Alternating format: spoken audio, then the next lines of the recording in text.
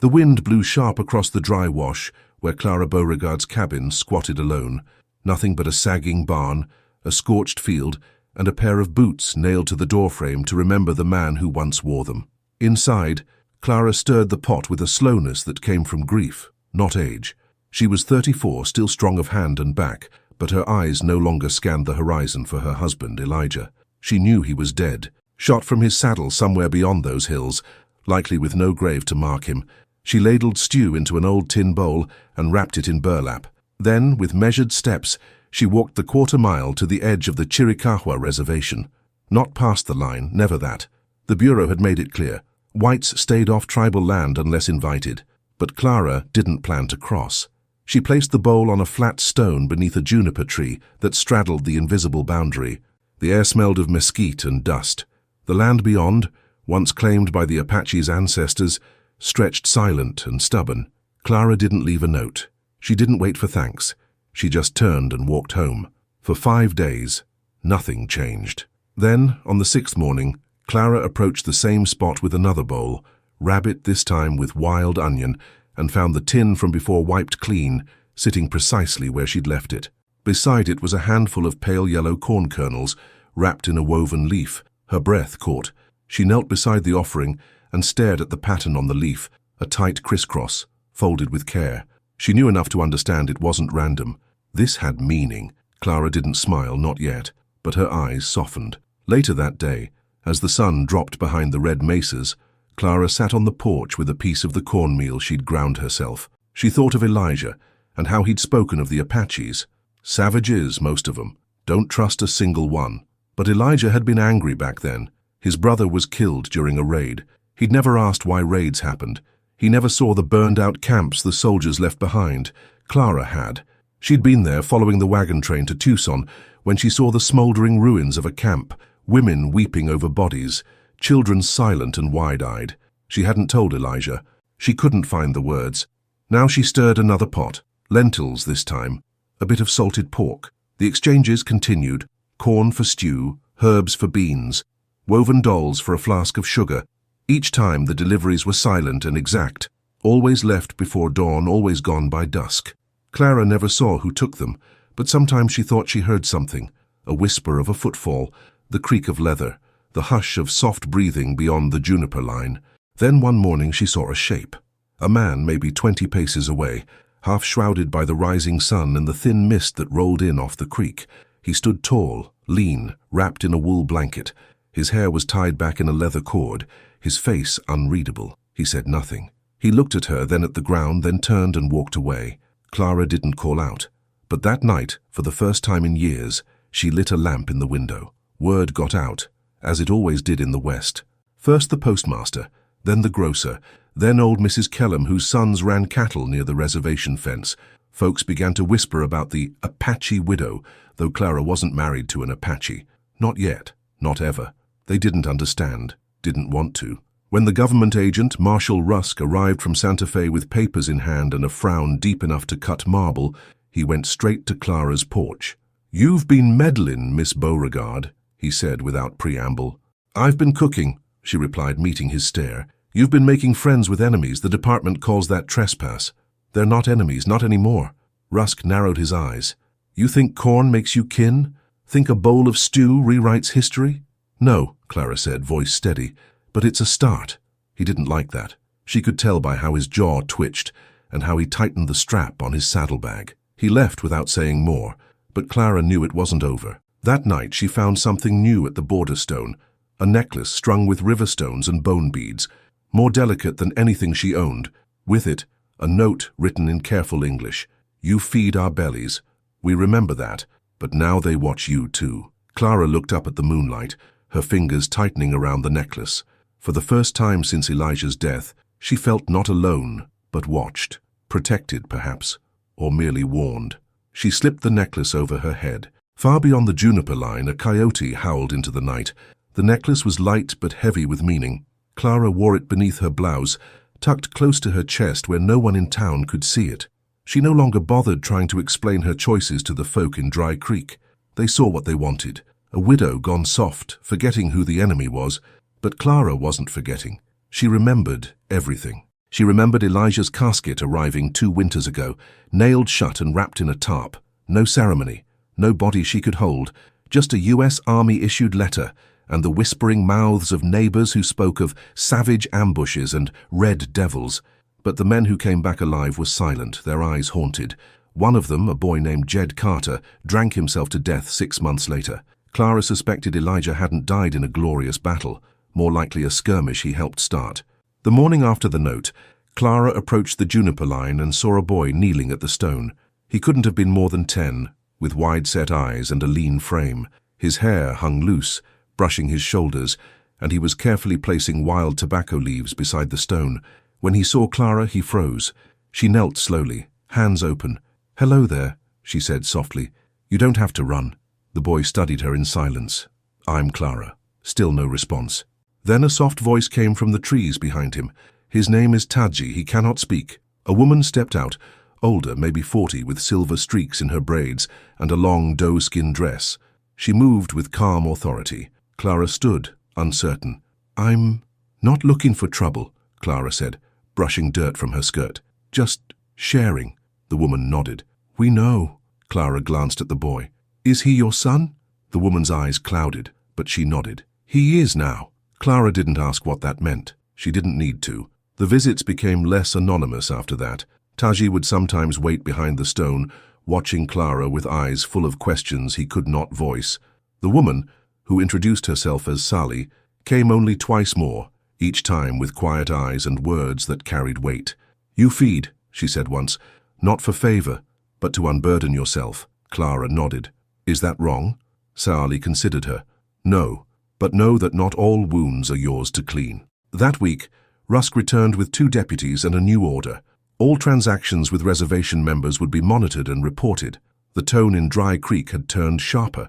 A calf had gone missing. A barn burned down. The locals whispered Apache, though there was no proof. Clara confronted Rusk on Main Street in front of Ewing's general store. "You think trading stew is treason?" He tipped his hat without smiling. "I think feeding them gives them reason to linger. And I don't trust folks who linger. I've lived here longer than you've drawn a government paycheck." "You're not the one I'm watching," Rusk said quietly, "but you'll get caught in it all the same." The warnings proved true. Late one night, Clara woke to the sharp scent of smoke. She rushed outside to find her barn ablaze, flames licking the sky, embers raining down like angry stars. The horses were already gone. She'd sold them off last spring, but her tools, her seed stores, her supplies, all were inside. Neighbors arrived, but slowly. A bucket line formed too late. By dawn, the barn was ash. No one spoke of how it started. Clara knew. The next morning, she didn't bring stew. She brought ashes. She filled the same tin bowl with blackened fragments of her barn, wrapped it in burlap, and walked to the border stone. She set it down gently. Taji was there. So was another man, older, broad-shouldered, a scar down one cheek. He wore a rifle strapped to his back and studied Clara with wary eyes. Sally approached from behind, nodding once at the bowl. "Loss," Clara said quietly. "It ain't only suffered on one side." Sally's gaze softened. The older man grunted something in Apache, but Sally replied with a quiet hush. Clara turned to go, but Sally stopped her with a word. "Wait." From her satchel, Sally pulled a bundle, a wrapped hide pouch, and handed it to Clara. Inside was a mixture of ground herbs and bark. "For the burns," Sally said, "and for sleep." Clara took it with both hands. Her voice caught. "Thank you." The scarred man nodded once. He didn't smile, but he didn't stop her. 2 days later, corn returned, not in a handful, but a full satchel of dried kernels and 2 fresh ears, wrapped in a braid of grasses. It was a sign. The exchanges would continue, but so would the threats. From the darkness beyond town, Clara heard the drums of anger beating once again, some from the tribe, some from the settlers, and in the middle she stood with nothing but burnt hands, a small cabin, and the fragile hope that kindness might yet hold the line. Clara moved through Dry Creek like a woman cloaked in smoke. The barn fire had blackened more than her land. It had seared her place in town. Folks who once nodded politely now crossed the street. Mr. Ewing refused to extend her any more credit. Mrs. Kellum, once quick to trade pies, now slammed her shutters when Clara passed. And still, she walked every 2 days to the juniper line. Sometimes she brought beans, sometimes bread, always silence. What surprised her most was how the silence changed. It was no longer empty. Taji began leaving drawings scratched into bark, birds, horses, a house with smoke curling from the chimney. Sali returned once with a rough map showing old trails and waterholes long abandoned, and the scarred man, whom Clara now knew as Nantan, offered her firewood split clean and tied in bundles. The tribe gave what they could. They had less than most believed. One evening, Clara found herself face to face with Marshal Rusk again, this time at the depot, where he stood with a pair of soldiers in cavalry blues. A crate marked U.S. Indian Affairs rested at their feet. "Marshal?" Clara said, keeping her voice neutral. "Miss Beauregard," he replied, not looking at her. "What's in the crate?" "Nothing for you to worry about." "That's so?" He turned, jaw tense. "You keep walking that trail to the reservation, and you're going to step on something sharp." "I already have," Clara said. "Burned the soles of my feet on it. Didn't stop me then." His eyes narrowed. "You don't understand what they are. They're playing at peace until they can strike again. They're feeding a woman they owe nothing to. That's not war, that's grace." He scoffed. "Grace doesn't grow in red soil." Clara stepped forward. "You ever eat a stew someone made for you without asking for anything in return?" "I eat what's mine. That's the difference between us." Rusk looked like he wanted to say more, but the whistle of the inbound train cut through the conversation. He turned away. That night, Clara noticed the corn pouch was missing from her porch. She thought maybe a critter had taken it, but then she found a smooth river stone where it had sat, painted with red ochre in the shape of a hand. She didn't know the meaning. By morning, she did. A knock on her door woke her, firm, impatient. She opened it to find a young girl wrapped in a tattered shawl, no more than 16, her face gaunt and lips chapped. Behind her, a group of 5 stood huddled beneath a cottonwood, a wounded man on a stretcher, an old woman with a limp, a child half asleep in his brother's arms. Clara said nothing. She simply stepped aside. They came quietly, bringing only what they could carry. One had a fever, another deep cuts from a rifle's grazing shot. Nantan arrived after dark, confirming Clara's suspicion. The group had fled an enforcement camp further north. Rusk had started rounding up non-cooperatives and removing unauthorized wanderers. "This is not new," Nantan said, "but the speed, it is faster now. Why come to me?" He looked her dead in the eyes. "Because they say you leave food without price, that you do not look away from pain." Clara wanted to cry from the weight of it, but she didn't. She set to boiling water, grinding herbs, warming cloths. She worked until the moon was high and her hands shook with exhaustion. 3 days passed. Then Rusk returned. This time he came with a warrant and 2 uniformed men. "We've got reason to believe you're harboring runaways," he said coldly. Clara stood in her doorway, face calm. "There's no law against feeding someone in need." "They're not someone, they're fugitives." "From what, a war that ended 10 years ago?" "It never ended." He pushed past her, storming through her house, searching every room. But the back door stood open, and the trail behind her cabin led to the low hills. Hills the Apache knew better than any map ever could. Rusk returned furious, his mustache twitching. "You're going to ruin yourself over this, Clara." She looked him square in the eye. "Then ruin me. But I won't be your eyes. And I damn sure won't be your mouth." Later that night, after the threat passed, Sali came with Taji. She brought not food or thanks, but a question. "You are alone," she said softly. "And you choose this path. Why?" Clara sat beside her on the porch. "I suppose I'm tired of surviving on the wrong side of justice." Sali nodded. "Then you walk with us now." She reached into her satchel and placed something in Clara's hand. A small piece of carved wood, an eagle feather shaped in a curve. "You are not tribe," Sali said, "but you are sister." Clara closed her fingers around it, and for the first time in years, she didn't feel like a widow. She felt like someone with a purpose. The first rain in over 4 weeks came the same morning Clara heard the rumors. The drops fell slow and heavy, soaking the hard earth outside Dry Creek, turning dust to clay. On any other day, folks might have welcomed the moisture. But that morning, no one smiled. Because word had it, the Bureau of Indian Affairs, backed by a cavalry detachment, was preparing to relocate the Chiricahua once again, this time to a barren stretch of land near Fort Stanton, 3 days east.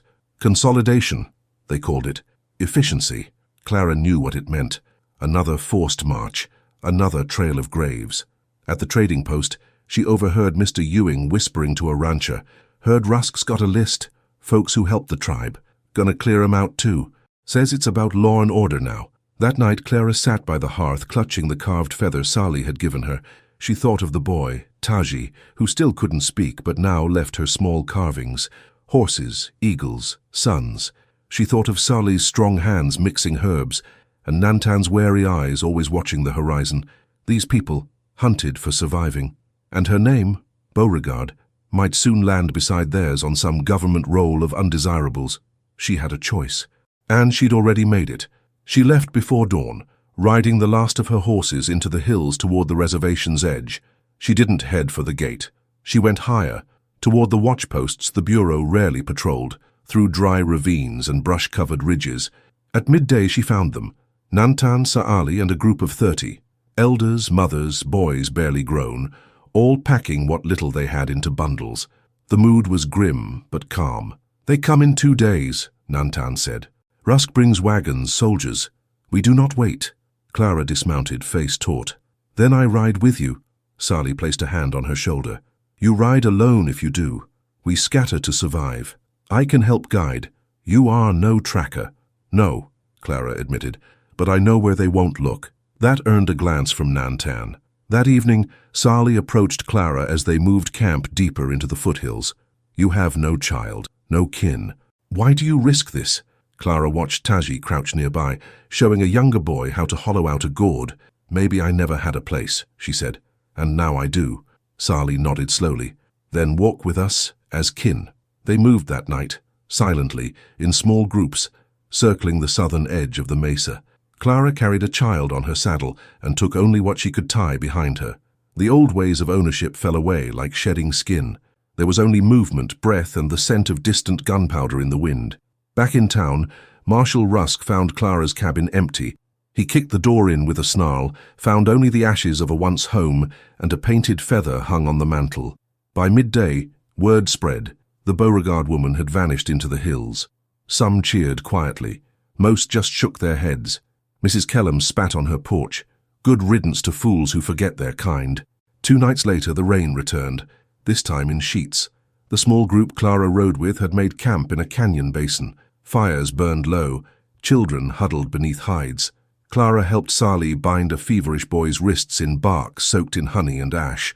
Then came the warning cry from above. A rider, breathless and soaked, shouted down, "Soldiers! Close! With dogs!" Nantan was on his feet before the sentence finished. "Move!" Clara looked at the children, too tired to run, too scared to cry. So she stood. "I'll go back, draw them." Nantan grabbed her arm. "They will kill you. Maybe. But they'll follow me.